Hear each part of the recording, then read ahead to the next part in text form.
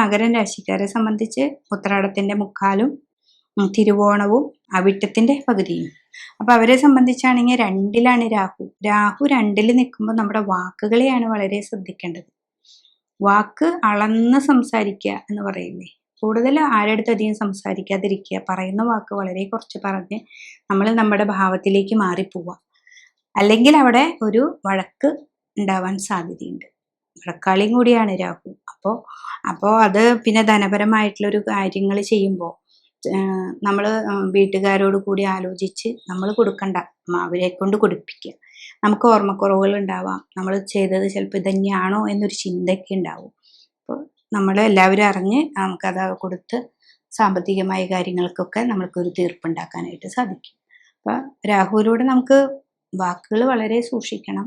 വളരെ ധനം നമുക്ക് കയ്യിൽ വരേണ്ട ഒരു കാര്യം ഉണ്ടെങ്കിൽ നമ്മുടെ വാക്കുകളിലൂടെ മാത്രമേ നമുക്കത് കിട്ടുകയുള്ളൂ.